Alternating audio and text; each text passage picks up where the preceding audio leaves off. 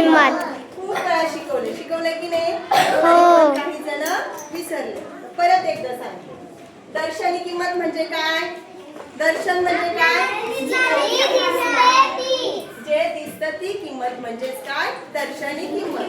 आपण देवाचं दर्शन घ्यायला जातो की नाही? जातो की नाही? देवाचं दर्शन घेतो म्हणजे आपल्याला देव दिसला की दर्शन घेतो. तसंच ही संख्या दिसते बघा. कोणती संख्या लिहिली मी? 255. ह्या 5 खाली रेष मारली. हे 5 कडे बघितलं कुणाचं दर्शन होतं रे मला? देवाचं होतं की 5चं? 5चं होतं की नाही? जसं मंदिरात देवाचं दर्शन होतं तसं इथं 5चं दर्शन होतं. म्हणजे बघता क्षणी जी संख्या आपल्याला दिसते, संख्येमधला तो अंक जो असतो तोच त्याची काय असते? दर्शनी किंमत असते. आता मला सांगा या 5ची दर्शनी किंमत काय येईल मग? 5. या 2ची काय येईल? 2. पण सगळ्यांनी सांगायचं या 5ची काय येईल? 5 येईल. ही झाली प्रत्येक अंकाची काय झाली? दर्शनी किंमत. मला सांगा आता स्थानिक किंमत म्हणजे काय असतं आपण बघितलं. त्याच्या घरानुसार असणारी किंमत. कोणती? स्थान म्हणजे काय असतं? घर. स्थान म्हणजे काय? स्थान म्हणजे घर. काय? घर म्हणजे कोणतं? आपलं राहायचं घर नाही.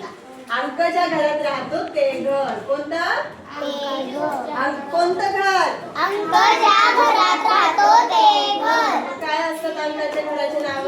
एकक, दशक, शतक, हजार, 10,000. मग मला सांगा आता ह्या 2चं घर कोणतं आहे? शतक. शतकाचं घर आहे की नाही? मग याची स्थानिक किंमत काय आहे? 200.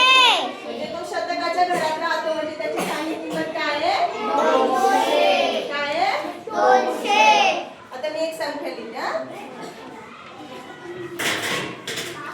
आता आहे ना मी या 5ला खाली अधोरेखित केलं. ह्याची दर्शनी किंमत सांगा बरं. 5. का बरं 5? कारण की आपल्याला समोर डोळ्याने कारण आपल्याला 5च दिसते. काय दिसते? 5. त्याची दर्शनी किंमत काय आहे? 5. पण स्थानिक किंमत काय त्याची? 500. का बरं 500? कारण की शतकाच्या घरात आहे. कोणाच्या घरात आहे तो? शतकाच्या.